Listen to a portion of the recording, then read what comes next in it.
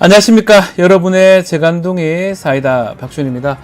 자, 요즘 딥페이크로 인한 또 허위 불법 영상물 좀 활개를 치고 있습니다. 문제점이 처벌이 좀 가능하냐. 부탁을 했는데 만약에 만들지 않으면 허위 영상물 작성, 반포죄 처벌이 좀 불가능한 측면도 있고요. 문제는 텔레그램이라는 SNS를 이용하는데, 이 문제가 텔레그램에서 글을 쓰거나 아니면 글을 사진 같은 것들을 유포하더라도 그 사람이 누군지 확인하려면 텔레그램에게 요청을 해야 되는데 그 자료를 주지가 않습니다. 그렇기 때문에 공공연하게 내가 이런 거 만들어도 처벌되지 않는다, 처벌 못한다 라는 말까지 하는 것 같습니다.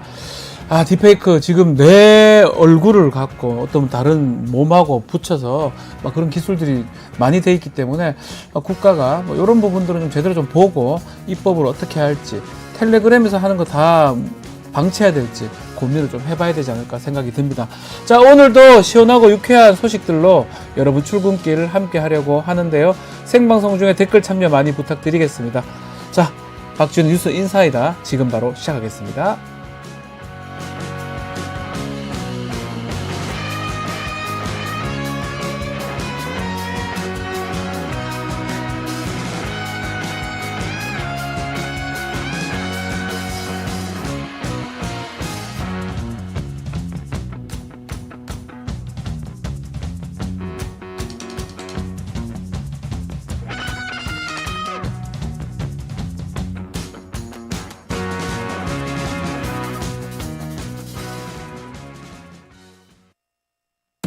리서치 앱테크 아직 시작 안 하셨나요? 생각만 공유해도 리워드가 쌓이는 서치통, 지금 시작해보세요. 원아이디 로그인 후 패널 가입 시 약 3,000원 상당의 리워드 적립. 리서치 앱 참여하실 때마다 현금처럼 사용 가능한 PTR 적립. 내가 초대한 친구가 패널 가입을 할 때도 리워드 적립. 지금 바로 서치통에서 우리 지역, 우리나라의 사건, 사고들에 대한 리서치에 참여해주세요. 지난 22일이죠. 검찰은 김건희 여사 명품백 의혹, 수수 의혹 관련해서 혐의 없음 결론을 내렸습니다. 자, 4일 뒤인 26일 이원석 검찰총장이 이 사건 수사 심의위원회에 회부를 했었는데요. 이 명품백 사건 관련해서 가장 관계가 깊은 분하고 좀 말씀 좀 나눠보겠습니다. 최재형 목사님 스튜디오에 직접 나와주셨습니다. 안녕하십니까? 네, 반갑습니다. 네. 결론이 이제 무혐의로 났습니다. 이 검찰의 결론, 목사님께서는 어떻게 보셨습니까? 왜냐하면 당사자잖아요. 무혐의 받은 게 어쩌면 좋을 수도 있고, 본인도 무혐의 될 수 있는 거니까.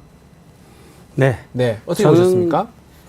대한민국의 국가 청렴도가 굉장히 높다고 생각을 하고 있었습니다. 예. 그럼에도 불구하고 지금 검찰이 권력을 비호하고 권력 지향적인 이런 결론을 내렸다는 거에 분노를 금치 못하고 제가 무슨 이게 몰카 공작이다 이런 차원에서 한 게 아니라 부정 금지 청탁 기억난법 네. 이런 공무원들의 청렴과 관련돼서 그 배우자가 부정한 행위를 하는 거를 저는 언론과 국민에게 공익 제보를 한 사람입니다. 그러면 거기에 부합되는 결론을 내려야 맞는 건데 네. 그렇지 못하다 보니까 지금 식당에서 저를 만난 주부들이 애기 엄마들인가 봐요. 초등학교. 목사님 때문에, 그러니까 저를 응원하는 분인데 농담 삼아 목사님 때문에 이제 스승의 날 우리가 그냥 못 넘어가게 생겼습니다. 스승의 날 선물 줘야 되는 상황이 됐고 이게 뭡니까 이러면서 막 분개하는 거를 내가 듣고 예. 정말 이게 현실이구나.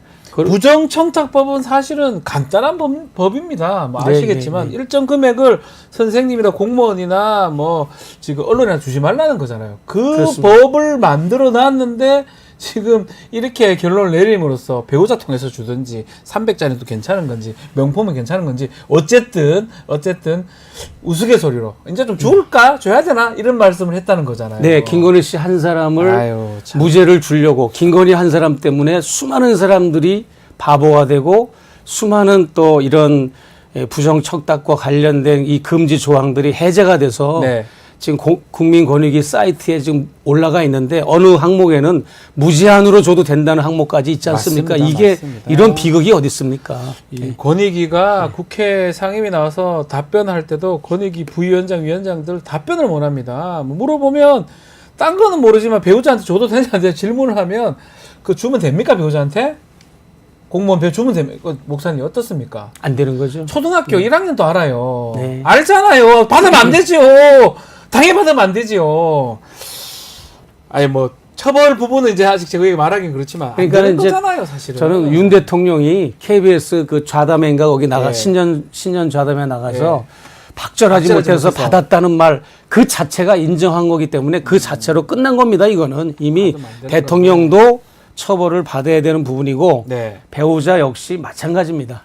지금 수사심의 요청을 목사님께서도 하셨습니다. 이 관계자이기 때문에. 근데 이 대검에 접수하는 과정 예. 순탄치 않았다고 하는데 당시 상황도 좀 설명 좀 해주십시오. 네, 제가 기자회견을 하고 예. 거기에는 뭐 송영일 대표를 비롯해서 민주당 의원들도 또 많은 시민단체 대표들도 참여를 해서 네. 서울의 소리 대표 이렇게 기자회견을 하고 그 접수를 하려고 대검 정문에 입장을 하는데 입장하는 저희들을 차단하는 겁니다. 경위들이 차단. 달려들어가지고 예, 정문을 다 닫아버린 겁니다. 그래서 제가 간신히 이렇게 개구멍을 뚫고 들어가듯이 간신히 들어가서 항의하고 이렇게 했는데 그러니까 결론은 뭐냐면 이원석 검찰총장이 근무하는 청사가 대검 청사 아닙니까? 그렇죠. 거기 들어가는 거를 출입 금지를 시켰다는 거는 최재형 목사가 수사심의 요청한 거를 당기지 않는다는 겁니다. 아하. 당기지 그렇게 않는 거, 읽혀진다. 당기지 예. 않는 거와 동시에 정권한테 아부하는 겁니다. 아. 우리가 이렇게 했어. 아, 김건희 씨 측에 용산 측에 이렇게 이원석 씨가 아부하는 거죠. 그 목사님 접수한 그 수사심의 요청 거부가 된 겁니까? 어떻게 된 겁니까? 예, 반응이 없는 거죠. 아, 반응이 없다. 반응이 없다. 김건희 여사에 대한 수사심의만 직권으로 아하. 총장의 직권으로 한 거고 저에 대한 거는 아예 그냥 연락도 없고 반응이 없습니다. 네. 그러면 지금 말씀대로 이원석 검찰총장 본인이 직권으로 김건희 여사에 대한 수사심의에는 이제 여는 걸로 했는데 뭐 목사님이 제기한 수사심의는 빼고 올렸어요. 이 속내는 뭐라고 봐야 됩니까? 이렇게 결정한 속내. 예, 아무래도 이원석 총장은 이게 본인의 네. 그 고난 밖의 일이라는 거를 본인이 더 잘 알고 있는 거죠. 그래서 아. 그저께인가요? 26일 날 출근길에 기자들과의 그 문답을 네. 들어보면 상당히 비겁했습니다. 아하, 비겁하다고요? 여러 얘기를 한 과정에서 네. 이 수사심의위원회는 제가 관여할 수가 없습니다라고 굉장히 비겁한 발언을 했는데 네. 이거는 뭐냐면 주체적인 발언을 안 하고 정치평론가 같은 발언을 한 거 아닙니까? 이 말은 뭐냐면 본인의 의지와 상관없이 이 사건이 흘러가고 있다는 것을 암시하는 거고 아하. 머지않아 특검이 이제 작동되면 네. 본인이 빠져나갈 구멍을 찾기 위해서 미리 아르바이 형식으로 그냥 이거를 소집한 거에 불과한 겁니다. 이 사람이 진정성이 있어서 한 게 아닙니다. 아하, 그러면 네. 검찰총장 사실은 예. 기자 뭐 출근길이라든지 기자 문답 과정에서 본인의 뜻을 이제 계속 보여줬어. 어떨 때는 침묵으로 딱 보여주기도 하고 또 용어 뭐 법불악인가요? 뭐 이상한 그런 네, 사자성어 쓰기도 하고 했는데 이렇게 얘기했다는 거는 뭔가 책임은 안 지고 나중에 뭔가 문제 생겼을 때 뭔가 피해갈 수 있는 구멍을 마련한다. 이렇게 네, 제가 면담 요청도 했습니다. 아, 청장한테요? 면담 요청도 거부하고 묵살하고 그리고 검찰에는 수사하는 검찰에는 제가 직접 검증을 하겠다. 네. 디올백이 그거 우리 해야 된다 했잖아요. 제가 전달해 준 게 아니다라고 내가 누누이 얘기했음에도 예. 검증하는 거에 입회도 안 시키고 요청서를 보냈음에도 묵살하고 수서를 이렇게 무혐의로 종결했는데 그렇다면 이호선 총장이 정상적인 사람이라면 네. 예? 본인이 총장이니까 이 수사에 디올백 수사에 문제가 있다고 생각하면 판단되면 재수사를 명령할 수도 있고 그렇죠. 총장 직권으로 총장이니까. 본인이 딱 봤을 때 기소해라고 기소를 명령할 수도 있는 게 현직 총장입니다. 가능합니다. 그럼에도 불구하고 온갖 유식한 척하면서 사자성어는 다 쓰고 뭐 법 위에 한 사람이라도 서 있으면 그 나라는 그 순간 망하는 거다라고 이런 말까지도 했으면서 네. 법 위에 지금 김건희 씨를 올려놓고 있지 않습니까? 그렇기 때문에 이원석 씨는 정말 총장으로서의 직무를 유기하고 지금 뭐 서울중앙지검장 이창수라든지 또 김승호 부장판사 담당 부장검사라든지 또 이원석 총장은 역사에 이대로 가면 역사의 심판을 면치 못할 거다 저는 이렇게 생각합니다. 지금 그 말씀이 왜 그러냐면 검찰총장이 법위에 아무도 없다, 누구도 평등해야 된다라고 하면서 이 디올백 관련된 수사팀을 지시했고 꾸렸습니다. 그래서 꾸렸으면 예전 예 같으면 그렇게 그만큼 꾸렸으면 어떤 결론을 내야 되는데 조사를 하는 과정에서도 검찰이 직접 가서 조사를 받았다 해야 되나요? 본인들이 불려가 조사를 받는 모습부터 등등 지금 말했던 디올백 지금 제공자가 그게 맞는지 확인하겠다고 하는데 그것도 못 보여주겠다. 진짜인지 알 수 있다는 거잖아요. 그것도 안 해주고. 근데 가짜니까 못 보여주는 겁니다. 그러니까요. 가짜니까. 그것도 문제인 거예요. 가짜도. 증거인멸을 하기 위해서 경매 처분을 해서 현금으로 국고에 귀속시킨다는 말까지 나왔잖아요. 그러니까요. 어떻게 국가기록물에서 갑자기 범죄 물품이 됩니까? 국고에 현금으로 귀속한다는 거는 범죄 물품에만 해당되는 거거든요. 맞습니다. 갑자기 그러니까 말이 이 수사한 팀들도 말이 앞뒤가 안 맞고 이원석 총장도 말이 앞뒤가 안 맞습니다. 이 사건은 다른 범죄 혐의에 대해서 충분히 검토해 보라고 지시했다고 말했다가 또 수사팀이 법리 공토를 충분히 했고 사실관계를 충분히 한 것으로 알고 있다라고 하면서 말이 앞뒤가 안 맞는 말을 막 쏟아내고요. 그렇죠. 그렇기 때문에 이원석 총장이 마지막 본인에게 있어서는 마지막 카드고 마지막 본인의 명예를 회복하는 길이 바로 이 투명하게 수사심의위원회를 진정성 있게 집행하는 거다. 자, 그렇다면 그 수사심의의 결론 어떤 예상을 합니까?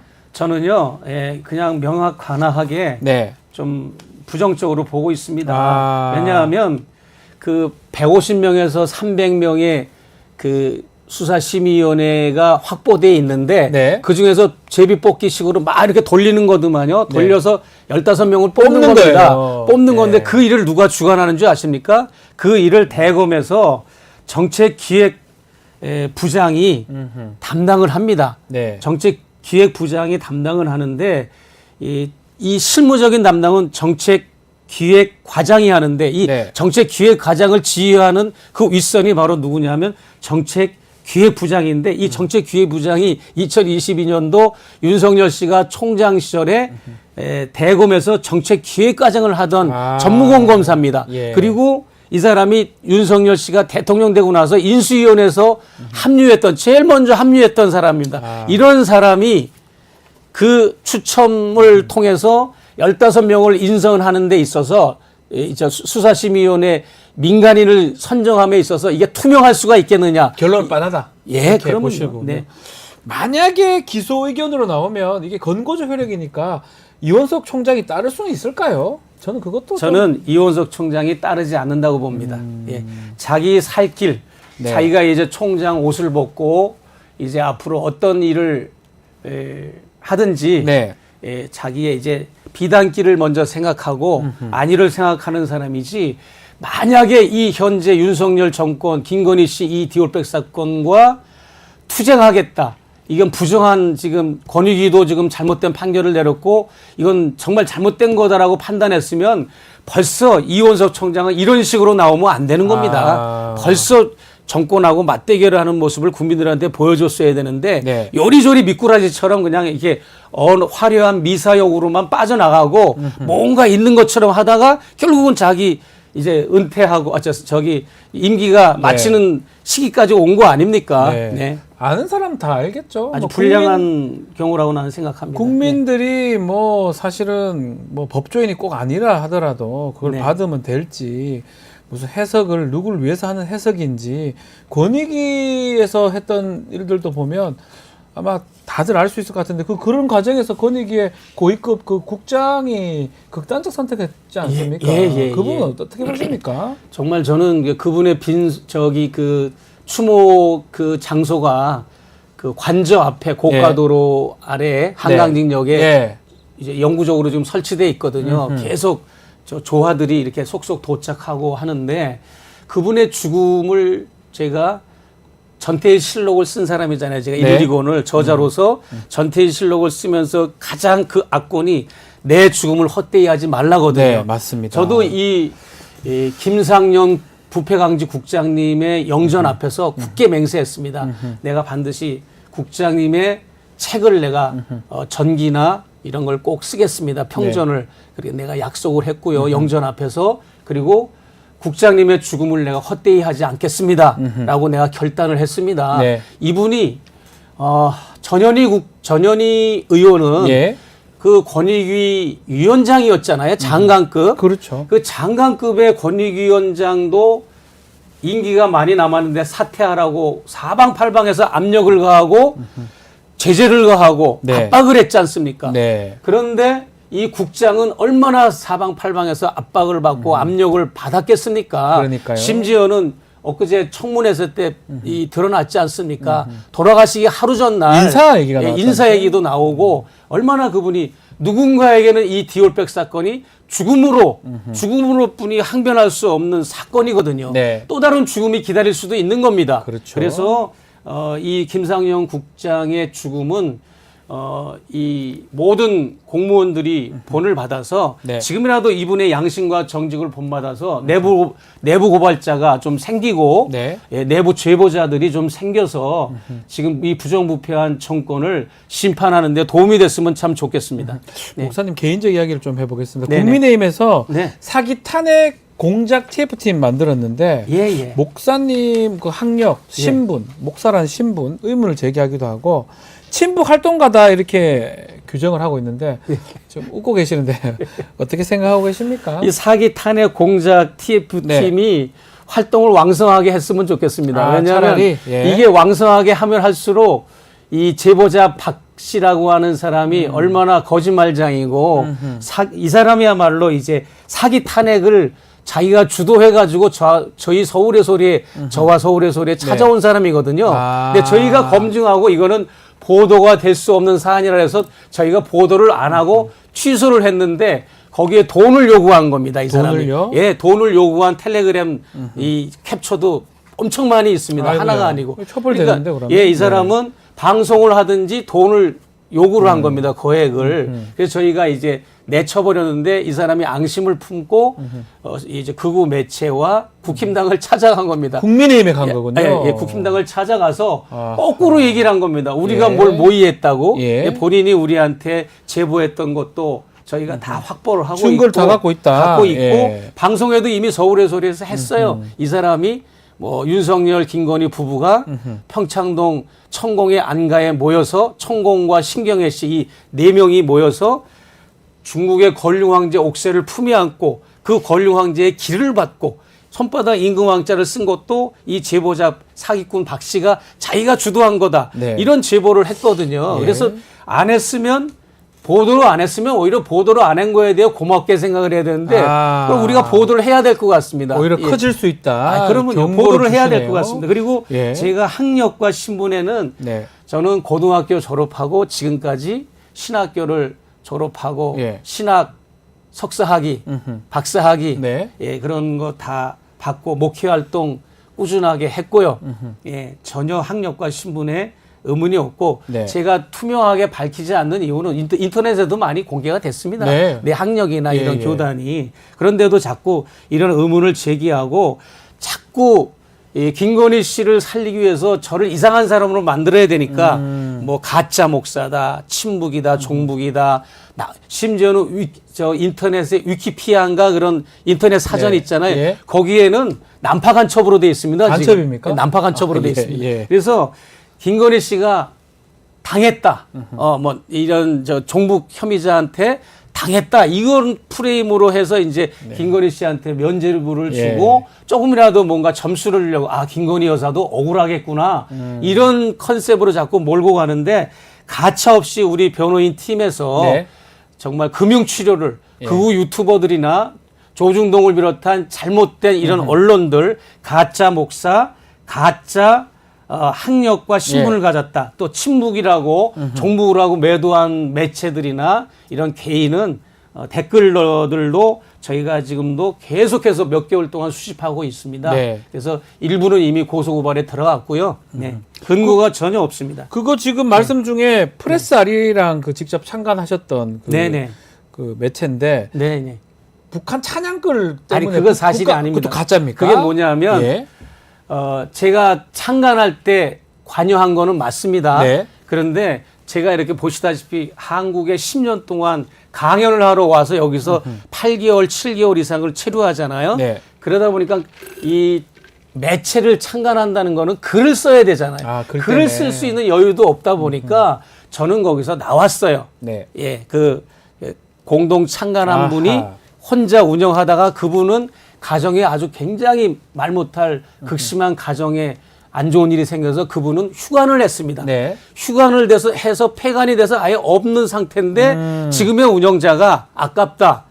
자기가 운영을 하겠다 해서 그렇게 운영을 했답니다. 네. 근데 이제 이 현재 운영자는 북한 매체의 예를 들어서 노동신문이다 그러면 노동신문을 그대로 원문을 게재한 거지 아. 북을 찬양하거나 아니다. 그런 글을 쓴 게 아닙니다. 예, 예. 그럼에도 불구하고 뭔가 이제 저하고 엮어보려고 오래전에 내가 창간에 참여했다는 것만으로 그것만. 저를 이렇게 엮어보려고 노력하는데 아무리 엮어봐야 관련성이 뭐가 없다는 없습니다. 거죠. 뭐 예. 내가 글을 쓴 적도 없고. 창간했다 해가지고 예, 예. 지금 나오는 글까지 책임질 의무는 없다고 봐야 창간하고 될까요? 그다음에 폐간을 했습니다. 폐간해버렸기 때문에. 폐간하고 다른 사람이 이거를 네. 인수해서 운영하고 있고 그 사람도 북을 찬양하는 사람이 아니라 네. 여기 문인협회 이런 총무도 지내고 민족문학작가 총무를 오랫동안 지낸 분입니다. 네. 박학봉 씨라고.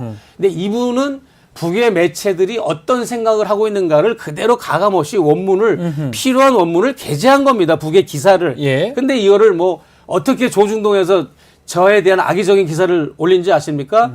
김정은의 은혜 못 잊어 최재형 창간 참여 이런 식으로 다 타이틀을 그런 뽑았어. 식으로. 예, 예. 알겠습니다. 네. 자, 이제 끝으로 김건희 여사 명품백 수수 의혹 이 사건 관련해서 목사님의 앞으로의 대응 계획도 좀 말씀을 해주시면 좋을 것 같습니다.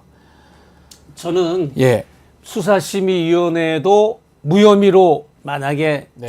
이렇게 발표가 되거나 이렇게 된다면 저는 이제 국민들과 함께 가까이 대중 강연이나 국민들을 다가서서 네, 이 정권의 무도함과 예, 이 정권의 부정부패 그리고 나라를 파탄으로 지금 이끌고 있고 국민들은 안중에도 없고 자기들의 사리사욕을 위해서 국민들을 이용하고 도끼를 품고 국민들을 향해서 하이아나테처럼 달려드는 이 집권 세력을 응징하고 탄핵하는데 저는 앞장설 계획입니다. 목사 안 무섭습니까? 겁 안 나요? 건불 10년인데 거기다가 대통령은 한국의 대통령은 건불 5년이지 않습니까? 5년인데 이제 절반이 넘게 지나갔는데 아하. 권력이 뭐가 무섭습니까? 안 무서워요? 예, 2년만 남았다 해도 뭐 5년이 남았다 해도 권력이 뭐가 무섭습니까? 주권 재민이지 않습니까? 네, 네, 미국이나 한국이나 국민이 주인이고 네. 일하는 사람을 뽑은 대통령인데 그 자기가 뽑아놓은 사람을 두려워하는 게 그게 말이 됩니까? 뭐 어쩌면 당연한 말인데 예. 그 당연한 말을 하기가 쉽지 않은 상황이라서. 그게 문제인 거죠. 그게 이제 주인의식이 예. 주인의식이 철두철미하지 않아서 네. 결국은 우리가 저 외국 군대가 이렇게 주한미군이 우리나라에 이렇게 들어와서 오랫동안 이렇게 우리가 군사 주권도 없는 것도 네. 역시 이 땅의 주인은 우리라고 하는 주권 의식 이런 자주와 주권 의식이 많이 약해서 그런 거다라고 저는 보아집니다. 자, 여이혜영님, 목사님 힘내시고 항상 응원합니다. 그리고 파랭이꽃님도 목사님 힘내세요. 힘내세요, 힘내세요. 글들 많이 주고 계십니다. 아유, 고맙습니다. 네, 자 오늘 최재형 목사님과 함께 말씀 나눴습니다. 말씀 감사합니다. 네, 고맙습니다. 네.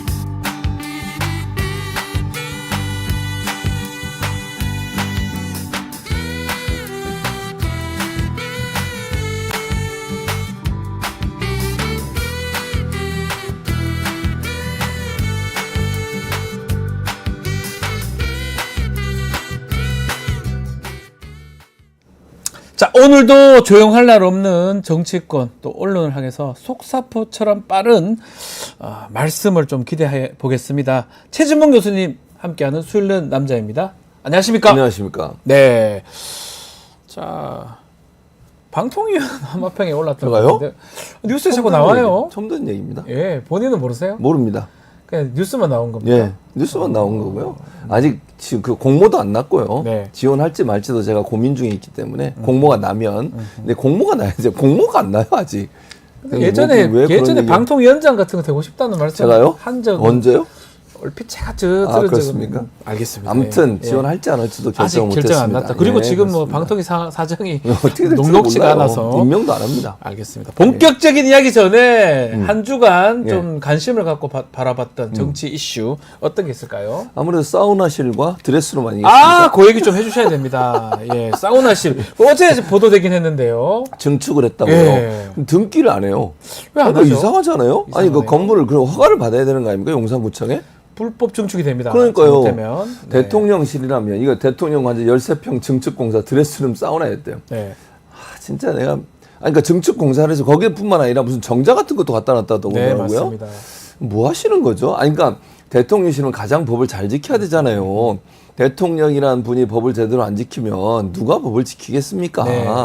그 증축을 했으면 아니 누가 그럼 예를 들어서 100번 양보해 드레스룸 사우나실 뭐 할 수 있다고 봅니다.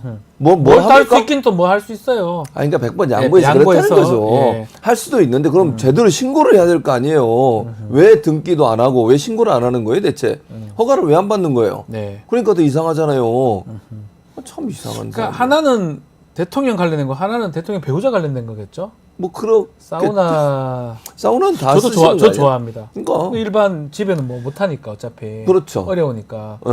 또 저희 아내는 또 네. 드레스룸 되게 좋아하는데 집에서는 못하니까 어차피 작은 집이니까 딱 꼴에 맞게 하나씩 만들어놨네요. 정자까지 어디 갖고 와가지고 왜 그러니까 그 웃으십니까? 정자도 너무 웃기는 게 예. 광주 비엔날레인가 거기에 전시대가 그 하던 걸 갖고 온 거잖아요. 네, 본인이 예. 뭐 제일 좋아했다고 하시더라고요. 예. 뭐 언론 보도에 따르면 그거 가져다가 거기다 설치해놓고 본인만 즐기겠다는 겁니까?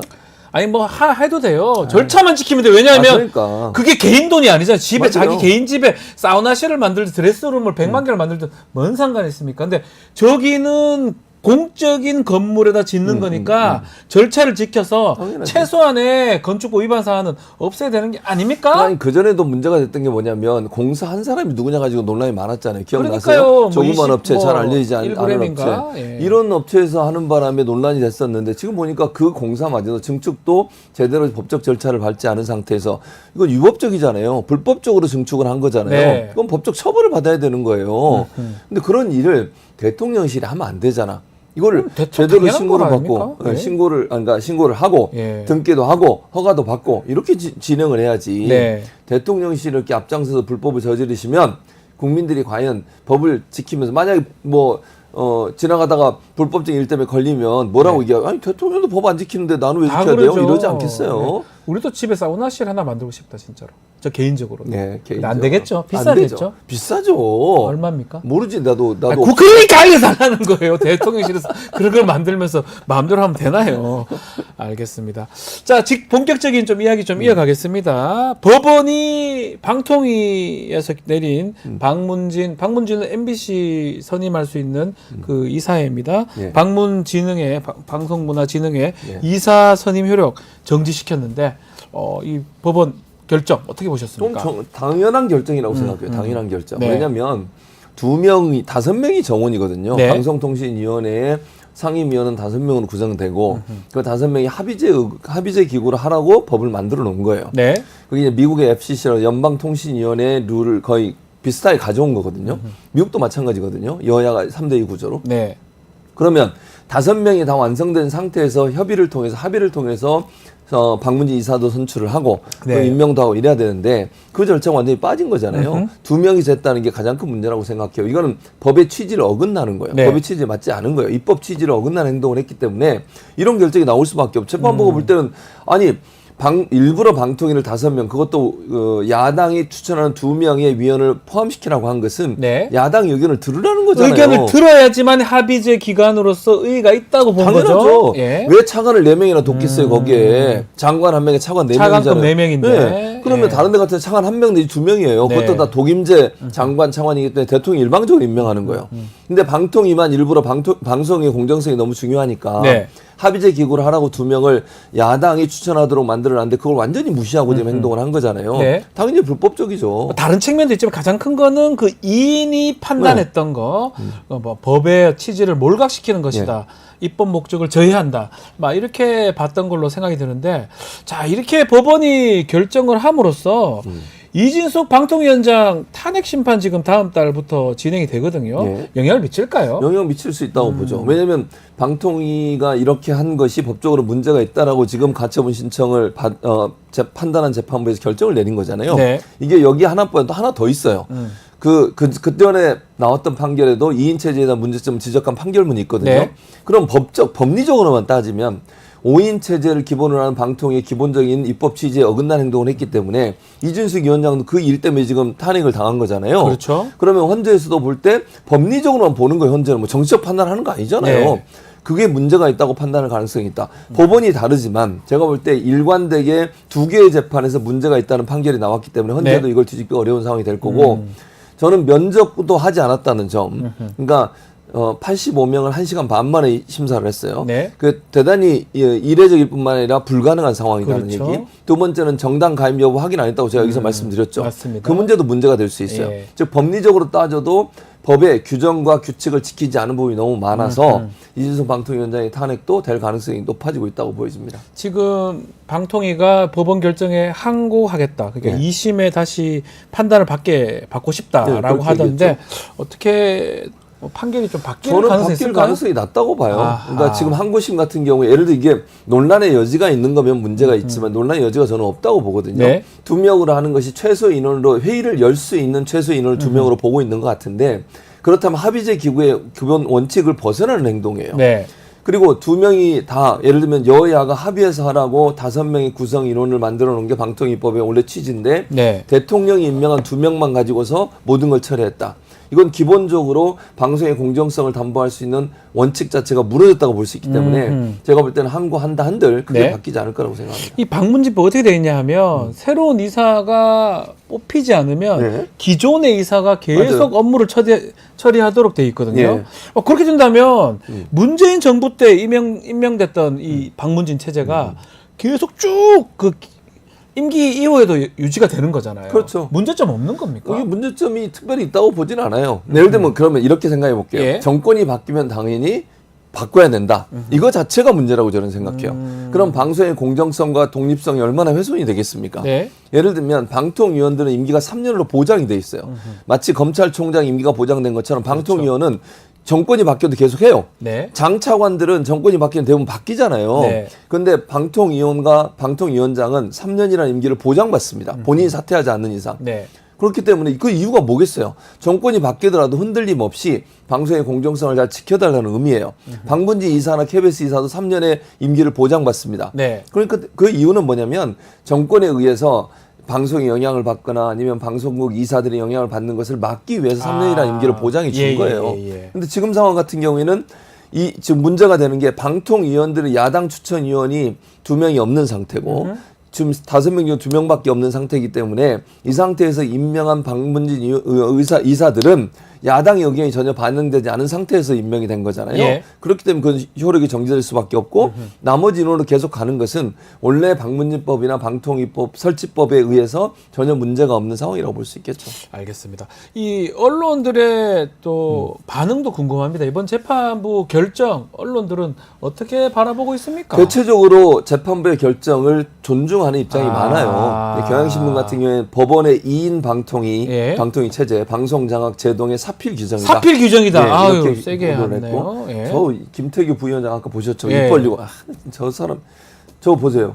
저거는 뭐 말할 때 찍힌 거 아니겠습니까? 그런가요? 예. 알겠습니다. 예. 그다음 한겨레 신문은 네. 이진숙 방통위 제동건 법원 방송장 헛된 시도 멈춰라. 아하. 이렇게 보도를 했고요. 예. 눈에 띄는 게 이제 동아일보예요. 동아일보가 보수 언론이잖아요. 원래 조중동이라 하잖아요. 예, 방문진 이사 임명 효력 정지 2인 방통위에 대한 근본적 의문. 야, 세게 써버렸네. 제가 얘기했잖아요. 동아일보는 약간 바뀌고 있다. 내가 몇 번을 얘기해요. 예. 뭐 최진모 교수님 뭐라 해서 바뀐 건 아니잖아요. 아니죠. 알아서 바뀐 거죠. 친한이라고요. 제가 말씀드렸죠. 한동훈 네, 그렇죠. 대표님하고 가깝다. 그렇게 저는 개인적인 의견이에요. 네네네. 조선일보만 자, 사설을 쓰지 않았어요. 보수 언론들은 어떻습니까? 그러니까 보수 언론 논조도 예. 말씀드린 것처럼 예. 동아일보는 이제 어떻게 또 기사를 썼냐면 문정부 방문진 체제 최소 1년 유지될 때 MBC 경영진 교체 제동이라고 했는데 이 말은 무슨 말을 얘기하겠어요. MBC 경영진을 교체하기 위해서 이렇게 막 급하게 5명도 꾸려지지 않았는데 방문진 이사들을 바꾸려고 교체하려고 하고 하는 이유가 네. 결국 MBC 경영진을 바꾸겠다는 거잖아요. 그렇죠. 더 구체적으로 얘기하면 사장을 교체하겠다는 의도라고 볼 수 있는데 이게 제동이 걸린 거예요. 네. 방문진 이사들이 지금 기존의 이사들로 계속 가게 돼 있으니까 네. 그런 상황이 됐고 조선일보는 방통위 2인 체제 의결 법원에 또 발목 잡혔다. 요거 조금 법원을 논조가 다르네요. 법원을 법원에 비판하는 또 거야. 발목 잡혔다 이렇게. 법원이 발목을 잡았대. 아하. 야, 참 나는 그래서 이해가 안 되는 게 만약에 뭐 이재명 대표나 야당 의원들에서 재판을 했는데 그게 뭐 좀 뭐 죄목이 나왔다 네. 그러면 이렇게 썼겠어요 기사를? 안 썼을 것 같아요. 예. 제목 딱 보니까 왜 그러는 알겠는데. 거야, 진짜. 예. 결국은 KBS나 YTN 같이 만들고 싶었는데 예, 못하는 법원이 거죠. 막은 거네요. 그러니까 법원은 원래 제대로 된 법원은 이제 법적 법대로 판단한 거겠죠. 판단을 한 거고 예. 그 판단이 이건 근본적인 원인은 네. 2인 체제를 만든 윤석열 대통령한테 있고요. 두 번째는 이진숙 같은 사람을 거기 앉혀가지고 임명장 받기 전에 출근해가지고 온갖 걸 다 처리했잖아요. 그냥 네, 탄핵되기 네, 전에. 네. 그리고 그 다음날 임명장 받았어. 기억나죠? 네. 그러니까 발령 내자마자 대통령이 사인하자마자 임명장 받으러 가는 게 일반적이에요. 네, 보통은. 그렇죠. 그래서 임명장 받으러 안 가서 임명장 바로 안 출근. 받고 바로 하러 집에서 갔다. 아마 대기하고 있었던 것 같아. 예. 차에 타고 자 제가 났어 출발. 그래가지고 과천에 딱 가. 그래가지고 거기서 그냥 다 사인해버리고 1시간 반 만에 85명을 심사하고 네. 그렇게 처리했잖아요. 그 잘못된 부분이니까 거기에 대해서 문제를 그러니까 법원이 거기서 판단을 내린 거예요. KBS는 어쨌든 바뀌었고 네. YTN도 지금 민영화 됐습니다. 민영화 돼버렸죠. 그 두 개는 이제 어쩌면 성공을 했는데 네. MBC까지 이제 하고 싶었는데 이게 제동이 걸린 건데 저는 근본적으로 그렇게 바꾼다고 이번 지금 정부에게 아니면 정권에 유리한 상황인가요? 아니 전혀 유리하지 않아요. 언론이 뭐 다 그렇게 편들어주면 다 좋게 되는 건가요? 그러니까 제가 볼 때는 이렇게 생각해요. 예. 예전에는 레거시 미디어라고 소위 얘기해서 뭐 그런 언론들이 네. 대체적으로 정보를 전달하는 유일한 통로였잖아요. 네. 지금은 이제 뉴스토마토를 포함해서 유튜브를 기반으로 한 언론들이나 정보 전달 매체들이 대한 많아졌잖아요. 매체들이 너무 많잖아요. 많아요. 예. 그러니까 거기서 아무리 떠든들 여기서 또 다 밝혀주잖아. 네. 사실관계 확인해주고 전문가들이 나와서 분석도 해주고 저처럼. 네. 이렇게 되면 일반 국민들이 볼 때는 이쪽 뉴스도 보고 저쪽 뉴스도 보고 한쪽으로 치우치지 않아요. 그렇죠. 그러니까 그들이 마음대로 되지 않는다고요. 네. 마음대로 되지 않는다. 아니 생각해보세요. KBS를 지금 제가 볼 때 대부분의 국민들이 KBS에 대해서 공정하다고 보지 않을 거예요. 저는 그렇게 생각해요. 그 석유가스 그거 봤죠? 엄청 10개, 틀어가는 10개, 거. 10건. 예. 그게 10건을 할 겁니까 대체? 네. 그리고 대통령실에 불리한 거 뒤로 빼고 뒤로 다 이런 빼버리고, 태도 예. 바꿔야 된다고. 알겠습니다. 자, MBC 그 결정 좀 다뤄봤고요. 다음은 가짜뉴스 피해 상담 신고센터 얘기입니다. 가짜뉴스 센터인데 한국언론진흥재단 내에서 이 센터를 만들었었는데 네. 개소를 하고 1년 2개월 만입니다. 올해 6월 달에 문을 닫았습니다. 이거 뭡니까? 이거 이렇게 대충 만들었다가 문 닫는 거 이거 어떻게 봐야 됩니까? 왜 만든 거예요? 그러니까 만들었다가 문을 닫는 거는 가짜뉴스 센터. 그러니까 이거 보니까 지난해 3월에 가짜 뉴스가 민주주의를 위협한다는 윤 대통령 발언이 나온 이후에 만들어졌어요. 윤 대통령이 가짜 뉴스 오늘 지난번 광복절이었나요? 네. 그때 또 얘기했잖아요. 가짜 뉴스 가짜뉴스 얘기. 최근에 가짜뉴스 얘기 계속합니다. 계속 예. 하고 있어요. 근데 사실은 뭐가 가짜뉴스예요? 그러니까 그것도 기준이 애매해요. 그러니까 대통령실이나 정부의 비판적이면 가짜 뉴스예요? 그건 말이 안 되잖아요. 더 진짜 뉴스 같은데. 아니 그리고 예. 제가 볼 때 가짜 뉴스를 때려잡는다고 하면요, 이게 극우 유튜버들 있잖아요. 네. 이분들은 가짜 뉴스 얘기 안 해요? 똑같죠. 많아요. 항상. 그러니까 예. 그런 부분들 때문에 이게 양쪽에 다 문제가 될 수 있어. 네. 그러면 그리고 이게 가장 큰 문제는 뭐냐면 언론재단이라는 국가 기금이 들어가서 국가의 세금은 아니지만 그 언론사나 이런 데서 낸 자금 가지고 운영되는 곳이거든요. 네. 이곳에서 이런 역할을 하는 것을 대통령의 말 한마디에 생겼다 없어졌다 이러면 안 되잖아요. 네. 아니 대통령이 지난해 3월에 얘기해서 만들어놨다가 갑자기 없애버려 1년 반 만에. 그러려면 왜 만든 거예요 대체. 대통령이 한마디 하면 뭐가 막 싹 바뀌고 다시 생기고 이런 제도가 네. 이게 얼마나 제왕적이냐고요. 민주적인 절차는 아니잖아요. 그 SNU 팩트체크 이것도 국내 최초 팩트체크 플랫폼이던데 예. 7년 만에 운영이 이제 금방 중단됐습니다. 네, 그렇죠. 네이버가 이때까지 지원을 했던 것 지원했었죠. 같은데 이것도 좀 정권의 눈치를 본 거다 이렇게 봐야 됩니까? 그렇게 보여져요. 왜냐면 아. 네이버에 찾아가고 이랬잖아요. 지금 박상중 예전에 의원 이 얼굴이 나온 전 의원 그분은 얘기가 이제 나오는데 의원이 아닙니다, 지금은 지금은. 아니에요. 예. 근데 막 네이버 찾아가고 막 이래가지고 그 압박하고 이랬잖아요. 네, 맞습니다. 예. 그 문제가 영향을 미쳤다고 보는데 한 가지 일반인이 잘 모르는 거 얘기해 드릴게요. 이게요 SNU 팩트 체크가 네. 서울대 언론정보연구소인가 여기서요. 이거 처음 만드신 분은요. 제가 개인적으로 생각할 때 보수적 성향이에요. 아하. 그 증거가 뭐냐면 예전에 그 방송 관련된 네. 특위를 만든 적이 있어요. 국회 네. 내에. 그때 여야에서 추천한 교수들이 자문위원으로 들어갔어요. 네. 저는 이제 물론 민주당이 추천한 자문위원으로 들어갔겠죠.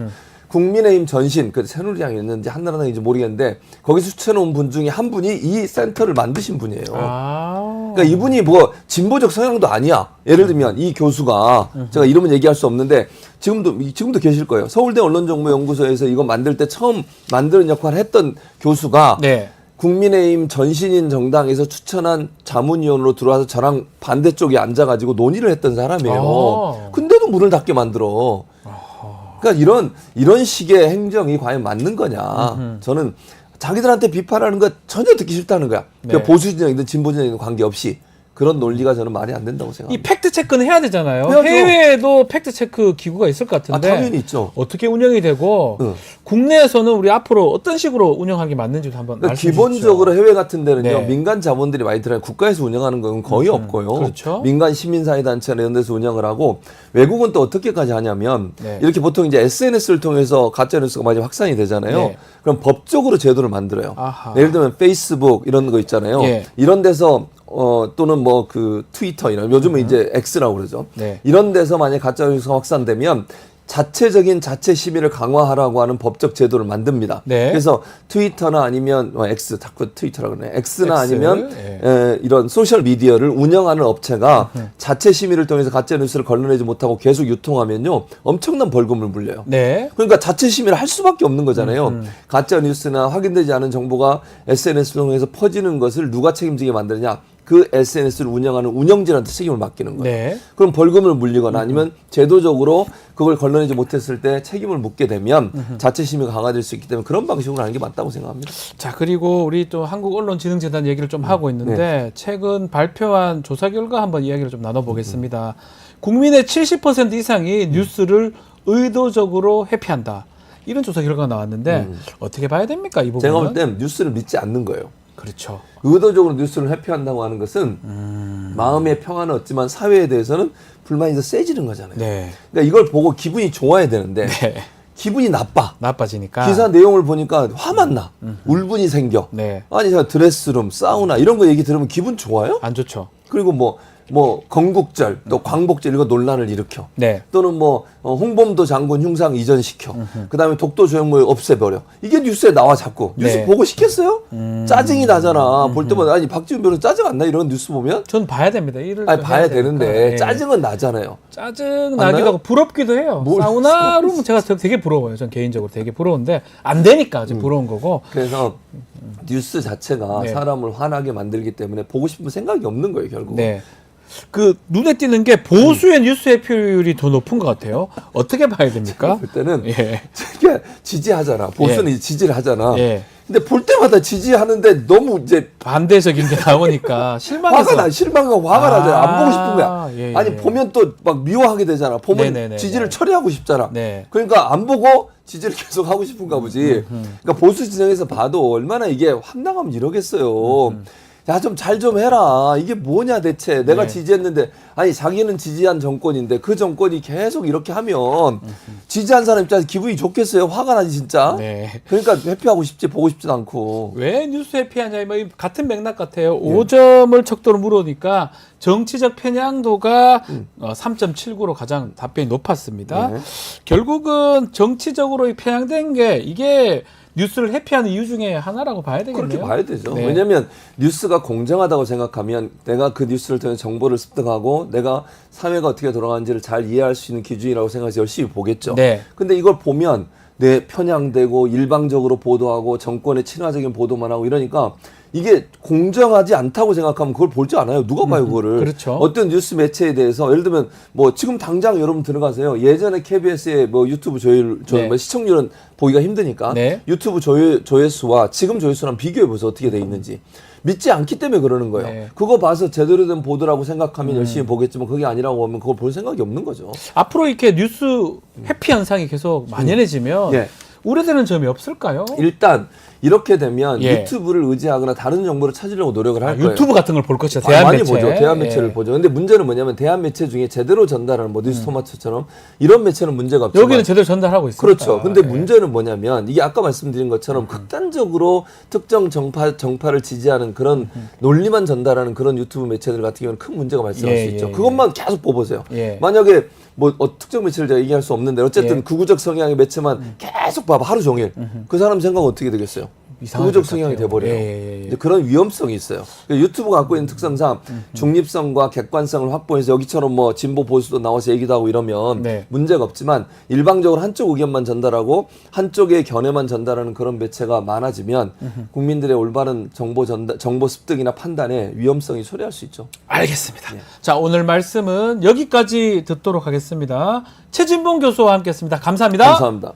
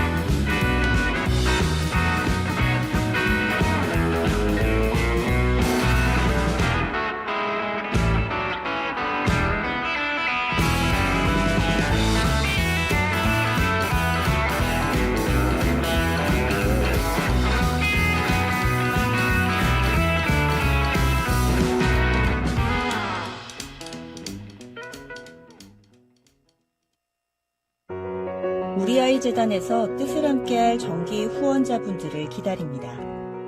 우리아이 재단은 한반도 어린이를 위한 재단입니다. 배고픈 어린이들에게 영양 가득한 국수를 보내고 영유아 자폐 조기검사 지원, 베이비박스의 이유식 정기 배달, 중증장애 및 취약 아동들을 지원하고 있습니다. 따뜻한 손길을 이어주는 분들께 우리아이 팔찌와 감사 선물을 드립니다. 지속적인 지원을 통해 더 많은 어린이들에게 도움을 줄 수 있도록 정기 후원자가 되어주세요. 후원 문의 02-2128-3344, 2128-3344. 한 주간의 뜨거운 이슈를 짚어보는 이슈합 시간입니다. 현근택 전 민주연구원 부원장, 오늘은 특별히 이재영 위원장과 함께하겠습니다. 두 분 안녕하십니까? 안녕하세요. 안녕하십니까? 안녕하세요. 자, 여야 대표회담 이 얘기 좀 해봐야 될 것 같습니다. 추석이 이제 얼마 안 남았는데 추석 전에 열릴 것 같다는 기대가 모아지고 있는데 이게 회담의 필요성에 대해서는 뭐 여야 공이 똑같은 거죠. 해야 그럼요. 된다 이거 민생 때문에. 그럼요. 네네. 환영하고요. 예. 지난번에 이제 그 이재명 대표 그 코로나 때문에 멈춰져서 혹시 이것 때문에 이게 다시 성사가 안 될까 조마조마했는데 그래도 흔쾌히 두 분이서 네. 양당 간 합의가 돼서 열릴 것 같아서 천만다행이라고 생각하고 네. 당연히 추석 전에 해야죠. 예, 하려면 추석 전에 해야 된다. 추석 전에 해야죠.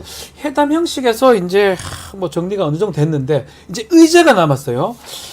조금 이견이 있는 것 같아요. 이견을 다 좁힐 수 있을까요? 뭐 필요성 뭐 같이 저도 말씀 주십시오. 사실은 예. 이번 주 일요일이 아마 거의 데드라인인 것 같아요. 네. 왜냐하면 다음 주부터는 이제 정기국회 뭐 개회하고 그렇죠. 이러면은 사실은 여야가 회담이 집중을 못 받아요. 국회 개원 연설하죠, 대통령도 왔다 갔다 하죠. 왔다 뭐 하죠. 이러면 사실 이번 주가 데드라인으로 보는데 이 회담 의제가 사실은 조금 민주당 입장에서는 좀 뚜렷하게 내세우는데 네. 국민의힘에서는 약간 두리뭉실해요. 네. 민주당은 예를 들어서 최상병 특검법 하자, 그다음에 25만 원 지원법 하자, 지구당 부활하자, 구체적이거든요. 딱 근데 세 개 얘기하잖아요. 그렇죠. 네. 국민의힘에서는 정쟁 중단하자, 네. 특권 뭐 정치 개혁하자, 민생 회복하자. 네. 애매모호해요. 그러니까 예를 들어서 정쟁 중단하면 예를 들어서 어떤 법에 대해서는 뭐 하지 말자라든지, 뭐 아니면 거부권 행사하지 말자든지. 네.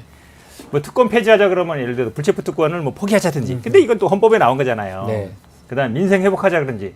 그럼 뭐 저소득층에 대해서 아니면 뭐 25만 원 지원에 대해서 선별적으로 뭐 70% 하자든지. 그러니까 원래 의제라는 거는 항상 디테일해야 돼요. 네. 애매모호하게 뭐 민생 회복, 정치 개혁, 그다음에 뭐 정쟁 중단 이렇게 얘기하면 진전이 안 돼요. 아하. 그래서 제가 보기에는 그 아마 박정아 비서실장이 하는 것 같은데 조금 더 구체적으로 얘기해야 아마 될 것 같고 저는 이번 주말 일요일 정도 했으면 딱 좋을 것 같아요. 저 시기는 딱 일요일 정도 되고 또 포함되는 게 좀 더 다시 얘기를 해야 되겠지만 의료 관련돼서 대란 부분 이것도 오늘 보도 보니까 아침에 두 대표가 아니면 좀 합의를 좀 볼 수 있을 것 같다 의제로 또 당일 또 어쩌면 해야 될 부분이기도 하고요. 네. 그 의제를 디테일하게 얘기 안 하셨다고 했는데 사실 금투세 폐지. 아 금투세 있죠. 네, 금투세. 그거는 저희가 아주 강력하게 처음부터 얘기를 했던 부분이고요. 지금 의료 대란, 의료 대란. 이 부분에 대해서도 지금 협의가 되고 있는 걸로 알고 있습니다. 그렇기 네. 때문에 뭐 디테일 이렇게 뭐 의제를 명확하게 내놓는 거 당연히 해야 되지만 이게 지금 의견 조율이 돼가고 있는 상황이기 때문에 네. 정치라는 게 그렇지 않습니까? 저희 같은 경우에는 이제 의제하고 방식에 대해서 논의를 했다가 네.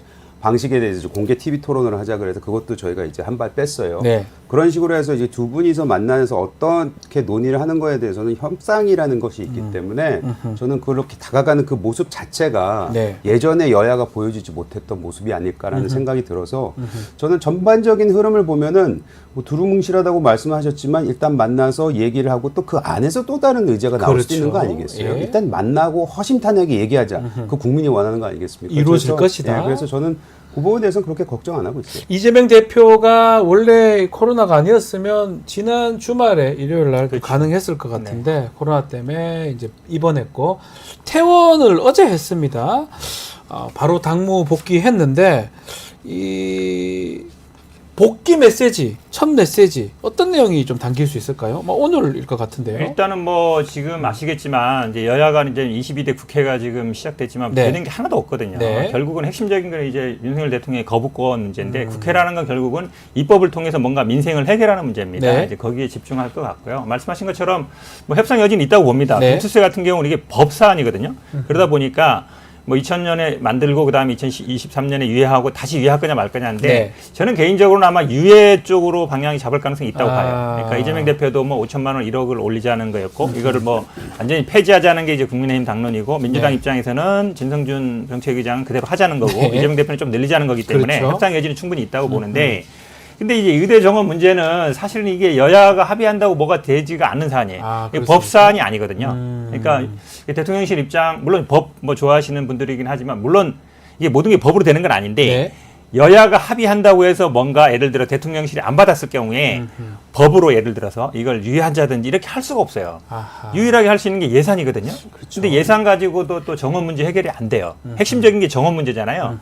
그러다 보니까 이 부분은 사실은 여야 합의를 해서 뭔가 해결할 수 있는 물론 여당하고 대통령실 관계가 좋다 그러면 네. 여야 합의했습니다. 이들을 가겠습니다. 그럼 대통령실 받아주면 좋은데 네. 지금 이제 그런 모양이 안 되고 있잖아요. 그러니까 요거는 제가 보기에 좀 난망하다. 여야 대표회담에서 합의를 해도 해결책이 좀 나오기 쉽지 않은 상황인 것 같아요. 어떻습니까? 이 법사안은 아닙니다. 말씀대로 뭐가 법으로 하면 여야 정당이 만나서 대표가 만나서 한다는 건 입법부 관련된 부분이라고 보면 결국은 의료 대란 뭐 의제로 삼아서 얘기하는 것까지는 되겠지만 뭔가 해법을 찾을 수 있는가에 대해서는 사실은 이런 걱정들이 있는 것 같거든요. 근데 모든 걸 법대로 하지 말라고 해서 정치가 있는 거잖아요. 예. 네, 그리고 여야 대표가 만나서 이런 거에 대해서 논의를 하다 보면 네. 그 자체가 이제 정부에 대한 압박으로도 될 수도 있는 것이고 아하. 저는 압박이란 꼭 나쁜 것만이라고 생각하지는 않아요. 그리고 법으로 해결할 수는 없다고는 하시지만 예를 들어서 의료 증원 네. 관련해서도 지금 뭐 한동훈 대표 같은 경우는 26년권을 유예하는 게 어떠냐 그렇죠. 그렇게 얘기를 얘기를 했잖아요. 했죠.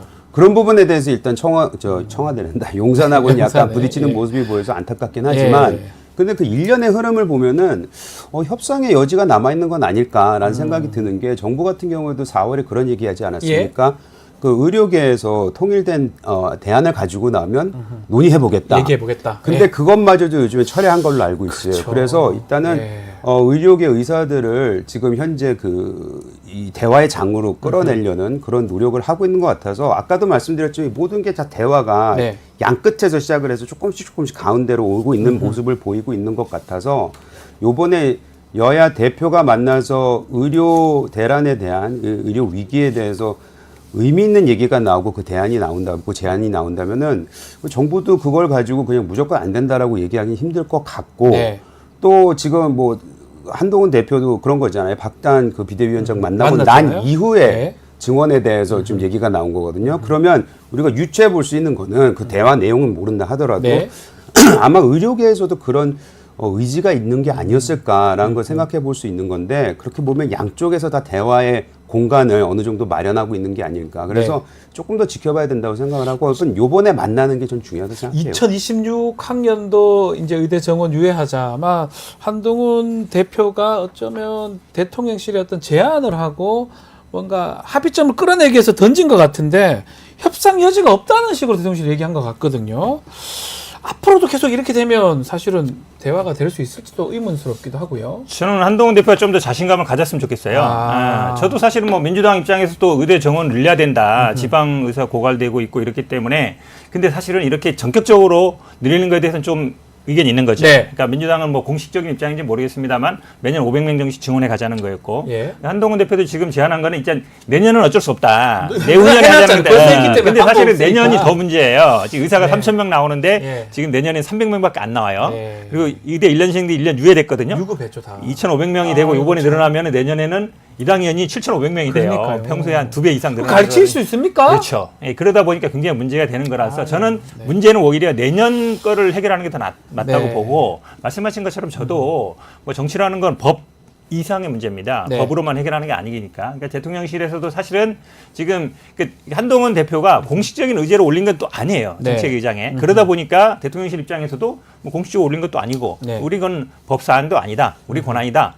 지난번에 이제 김경수 사면할 때 비슷해요. 네. 저 복권할 때랑 이거는 대통령 권한인데 건들지 마라 이거잖아요. 예, 예. 그래서 사실은 그러면 공식적인 의제를 올려서 정치적으로 하고 여야 간에 합의를 한다 그러면 여론의 압박을 받을 수는 있어요. 지금 간호사들이 뭐 내일 모레부터 파업한다 그러면 네. 지금 그렇지 않아도 수도권 지역에 있는 응급실도 셧다운 한다는데 나오고 있거든요. 그렇죠. 그리고 지금 응급실 어디 갈 데 없는 사람들이 있기 때문에 예를 들어서 이걸 해결하기 위해서 지금 간호사법, PA를 합법화한다. 네. 그러니까 간호사들이 어찌 보면 의사들이 하는 일에 대해서 이게 법에 벗어나는 거기 때문에 이런 것들을 이제 국회에서 할 수 있는 일이에요. 협의를 좀 받는 걸로 알고 있습니다. 이거는. 그러니까 아마 네. 제가 보기엔 여야 합의로 처리될 수 있을 것 같은데 결국은 여야 합의로 할 수 있는 것들을 해가면서 네. 정부 특히 정부 측으로 설득하는 방향으로 갈 수밖에 없다고 보여요. 아니, 근데 그 부분에서 말씀드리자면은 제가 오늘 아침에 보니까 저 간호사 이제 네.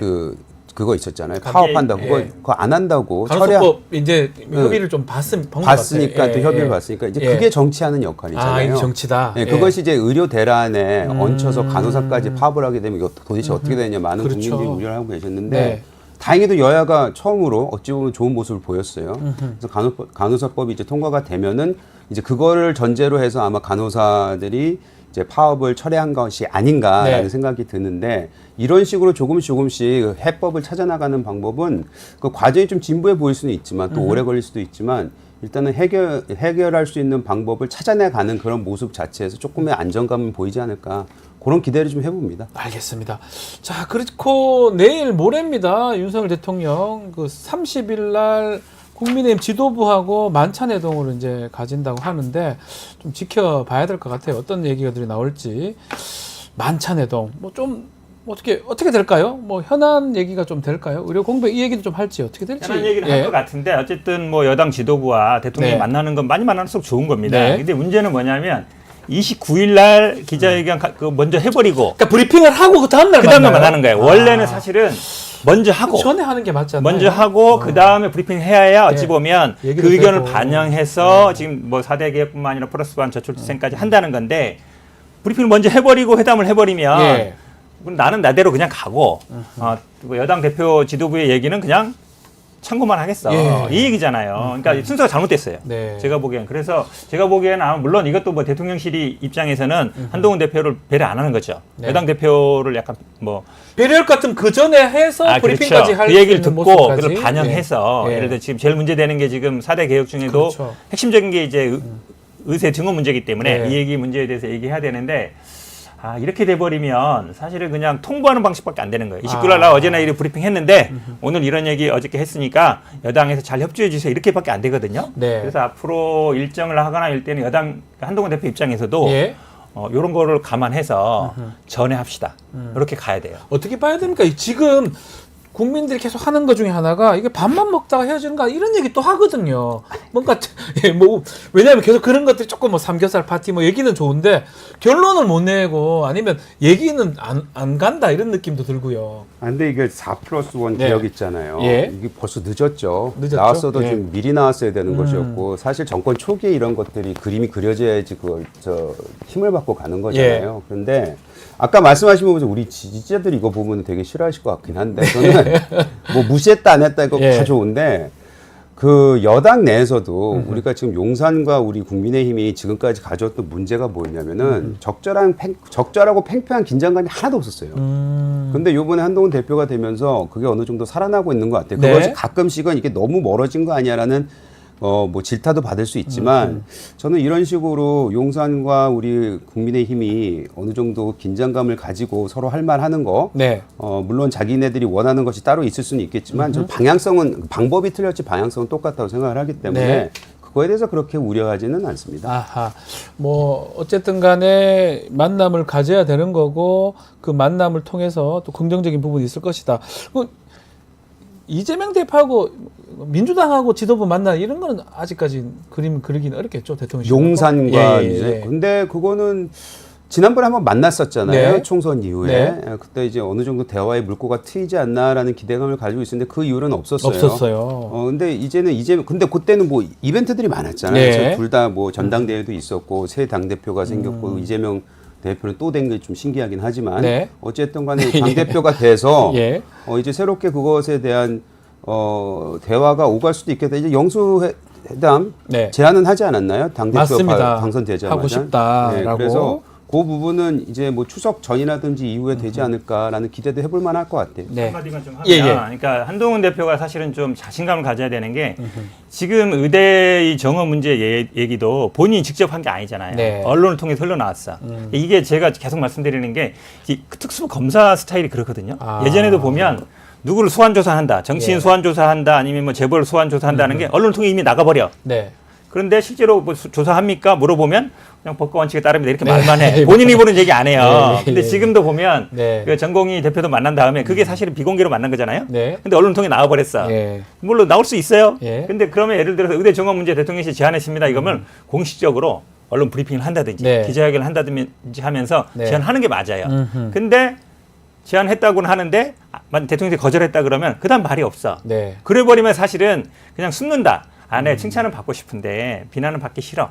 이게 그런 거거든요. 검사들도 보면 수사 막 재벌 수사하거나 정치인 수사할 때 말로 얘기하면 법과 원칙에 따르겠습니다. 말만 하고 구체적으로 뭐 얘기를 안 하잖아요. 네. 그래서 제가 보기에는 조금 더 적극적으로 보여서 대통령실도 브리핑하면 당대표도 예를 들어서 그때 취임 한 달 기념 기자회견 하겠다. 이거 2005년부터 6년부터 유의합시다. 그리고 이런 문제 해결합시다. 라고 해서 네. 적극적으로 나와야 돼요. 스타일이 자꾸 바뀌어야 제가 된다? 보기에 아. 숨어. 스타일이 바뀌어야 이게 된다. 약간 민감한 문제에 대해서 말을 안 하고 숨어버려. 그러면 네. 사실 국민들한테 지지를 받기 힘들어요. 근데 우리 이재명 위원장님. 자신감이라는 게 예. 뭐 한동훈 대표에 대해서 뭐 실드 치고 뭐 이럴 생각은 별로 해야 되는 거예요. 하셔도 됩니다. 당대표입니다. 맞아, 당대표 국민의 잘 보여야 되죠, 당대표입니다. 제가. 예. 근데 만약 그 자신감이 없었다면은 박단 위원장을 그렇죠. 만나지도 못했을 거예요. 들리는 얘기에 의하면 용산에서는 그 만나는 것 자체도 몰랐다는 거 아니겠어요? 네. 그리고 그걸 비공개로 한 건 아마 박단 위원장에 대한 배려가 아니었을까 그런 생각이 드는데 자신감 없으면 그런 행동 못 하고요. 제가 봤을 때는 그 본인이 표현하는 방식에 대해서는 어찌 보면 너무 자신감이 넘쳐서 문제가 아니에요. 저희 사실 그 전당대회 때 조마조마했던 부분들이 있지 않았어요. 그렇죠. 기억납니다. 네, 그래서 그런 부분에 대해서는 걱정은 안 하고 지금 본인이 스스로 이제 의제는 이렇게 정한 것 같아요. 정치적 이슈, 모든 게 정치적 이슈이긴 하지만 네. 일단은 민생에 나는 올인을 하겠다. 그래서 아까 금투세 폐지 법안들뿐만 아니고 지금 의료 대란에 대해서도 얘기가 나오고 있고 등등 네. 일단은 민생 법안에 자기는 올인을 하겠다라는 그 의제를 선정을 한 것 같습니다. 그래서 그 부분을 좀 더 지켜봐야 될 것 같아요. 금투세 얘기 조금만 더 해보면 금투세는 민주당은 입장이 좀 정리됐습니까? 아니면 계속적으로 좀 당내 이견들이 있는 겁니까? 아직 안 된 거죠. 아. 정책위 의장 진성주 정책위 의장 그대로 간다. 끝까지 가겠다. 내년 어쨌든 내년 1일부터 또 시행이 정책위 된다는 거고. 의장으로 연임을 하고 있는 그렇죠. 상황이고요. 그러니까 뭐 이재명 대표도 사실은 네. 약간 증액 가자 5천만 원 네. 1억 정도인데 아까 말씀드린 것처럼 이것도 논의 충분히 가능하다고 봐요. 왜냐하면 이게 지금 기본적으로 이제 선진국은 부과를 하고 있어요. 네. 근데 우리는 지금 선진국 시장에 못 들어가고 있잖아요. 네. 중증 시장이기 때문에 이게 했을 때 사실은 이게 뭐 부자 증세나 이런 것도 있지만 이걸 시행했을 때 혹시 외국인 투자자라든지 이런 게 떠나지 않겠냐. 그렇죠. 그렇지 않아도 지금 미국 증시는 굉장히 잘 나가고 있는데 우리나라 증시는 계속 이제 안 좋고 있거든요. 큰 손들이 확 빠질 수도 있는 저도 거잖아요. 개인적으로는 이것 때문에 증시가 뭐 오르지 않는다고 생각하지 않는데 예. 만약에 시행됐을 때 증시가 폭락 가능성이 있다고 보여요. 네. 그렇다 보니 유예 가능성이 있다고 보여서 충분히 논의 가능하다고 보는데 저는 이제 아까 말씀드린 게 이런 거예요. 그러니까 지금 최상병 특검법 문제도 네.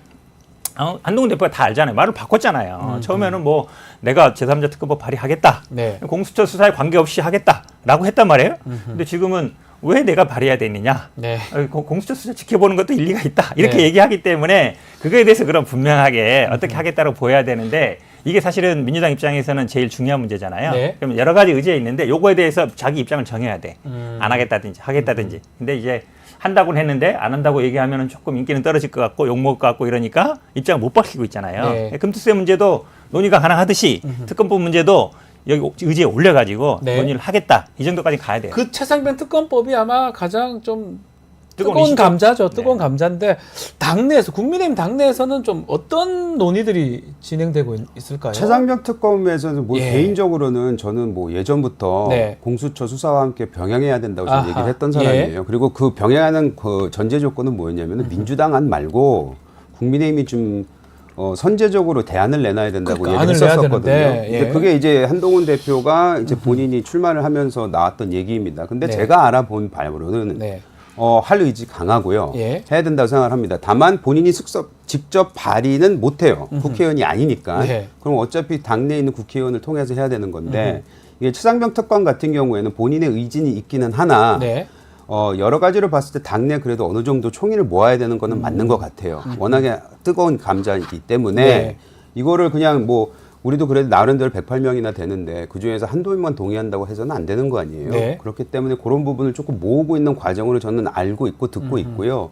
계속해서 노력하고 있는데 이제 당대표로서 당을 이끌어가는 사람으로서 그거를 여러 의원, 이왕이면 더 많은 의원을 설득해서 이 최상병 특검에 대해서 이 대안에 대해서 설득하는 과정 꼭 필요하다고 생각을 하고 네. 그것마저도 독불장군식으로 하다면은 오히려 초기에 한동훈 대표의 위치가 흔들릴 수도 있기 때문에 네. 그거는 정치적으로 잘 판단하고 있다고 저는 오히려 생각을 합니다. 다만 저는 해야 된다고 생각을 하고 네. 당내에서도 그런 분위기가 조금씩 변하고 있는 걸로 저는 보이고 있어요. 그래서 몇 명의 의원들하고도 얘기를 해보면은 예전에는 적극적으로 이거 안 된다. 그러니까 이거는 무조건 탄핵각이다라고 얘기했던 분들도 예. 이제는 대안에 대해서 조금씩 설명을 들으면서 그렇다면은 우리도 한번 해봐야 되는 거 아니냐라는 생각인데 물론 공수처 이 수사 결과는 당연히 남아 있는 숙제입니다. 네.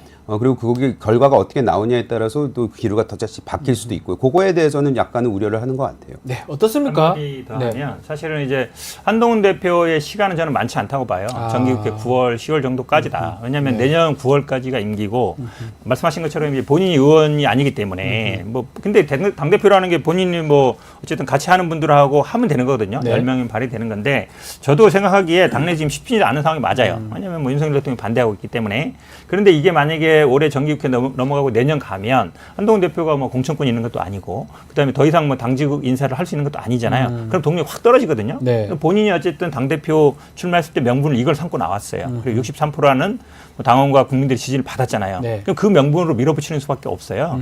자꾸 이걸 제가 보기에 당내 합의가 쉽지 않은 상황이 뭐냐면 윤석열 대통령이 수사의 대상이란 말이에요. 대통령이 수사 대상이기 때문에 대통령을 지지하거나 대통령 주변에 있는 분들이 찬성할 리가 없어요. 예. 그럼 어느 정도 자신감 갖고 밀어붙여야지 합의될 때까지 기다린다? 제가 보기에 합의될 일이 없어요. 당내에서. 근데 전체 합의는 아니고 어느 정도 예. 총의를 모으고 아, 있는 총의를 거니까 모은다. 그런 부분은 조금 제가 봤을 때는 그 마진 노선이 있을 거예요. 예, 예, 예. 108명 다 가자는 거는 예. 물론 그렇게 되면 그림은 좋아 보이겠죠. 근데 그거는 제가 봤을 때 불가능하고 워낙에 이견이 좀 있기 때문에 네. 그럼에도 불구하고 최대한 많은 분들을 포섭해야 되는 거는 저는 맞는 정치적 행위라고 생각을 합니다. 특히 문제가 이제 이번에 이제 뭐 추석 전에 회담을 한다면 최상병 특검보 얘기를 뭐 하지 않을 수 없을까? 민주당 무조건 얘기할 거고요.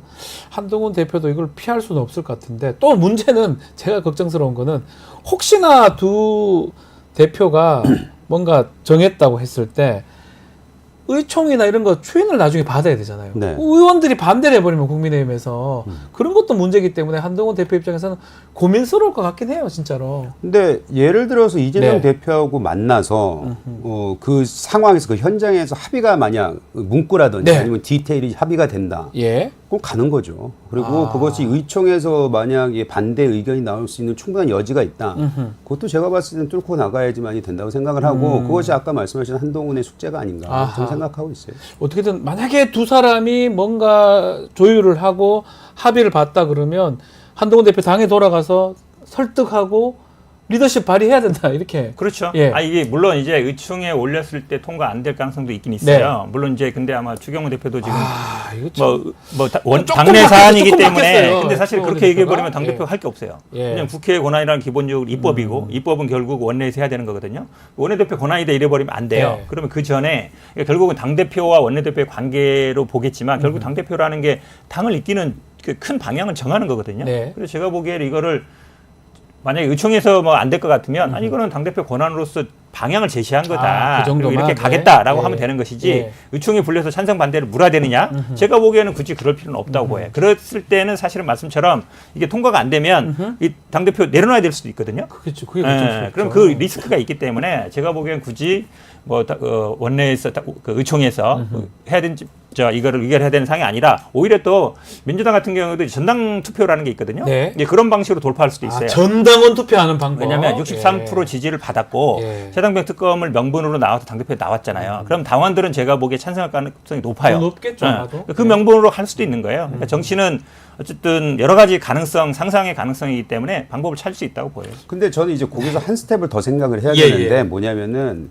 저는 국회에서 통과되는 건 통과돼요. 아. 처음엔 될 거 아니에요. 예. 뭐 우리가 발의를 한다 하더라도 네. 예를 들어서 민주당이 밀어붙이면 되는 거 아닙니까? 문제는 거부권이 만약 행사됐을 때 그것을 넘어갈 수는 있냐 없냐 그 문제잖아요. 8분, 그렇죠. 근데 그걸 8명만 맞춰서 하면 그게 보기가 얼마나 좀 그러니까. 그렇습니까? 예, 그런 예. 부분까지 생각을 하기 때문에 아하. 제가 봤을 때는 좀 더 크게 좀 이게 잘 비춰질 수 있도록 그 그림을 만드는 게 좀 중요하다고 생각을 해요. 그거를 빼놓고 그냥 무작정 밀어붙였다가 네.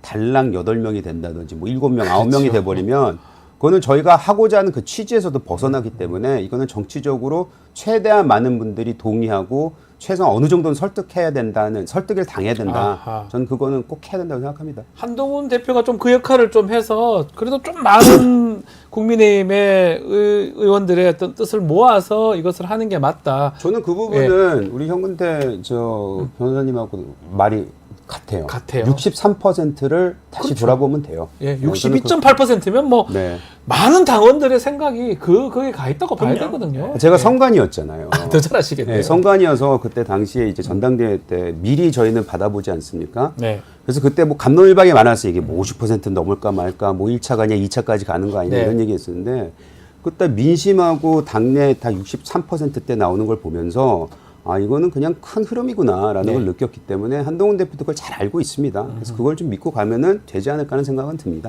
알겠습니다. 현안이 많습니다. 아마 많은 국민들이 어쨌든 간에 두 대표가 여야 대표가 좀 빨리 만나가지고 추석 전에 만나서 여러 가지 좀 진지한 대화를 나눠서 또 국민들한테 좀 좋은 소식들 전해주면 좋겠다 이런 생각을 하고 있을 것 같습니다. 자, 오늘 이슈합 여기서 마무리하겠습니다. 현근택 전 부원장 또 이재영 전 의원 함께한 이슈합 오늘 감사합니다. 감사합니다. 네. 자, 내일 방송 소개해드리겠습니다. 자, 내일은 한 주간의 민심을 살펴보는 쇼미더 민심 준비되어 있고요. 또 김필성, 또 신유진 변호사의 이슈 화합도, 이슈 삼합도 준비되어 있습니다. 내일도 많은 시청 부탁드리고요. 2부는 뉴스 인사 프라임입니다. 더 재밌고 은밀한 이야기 지금부터 시작되니까요. 어디 가지 마시고 조금만 기다려 주십시오.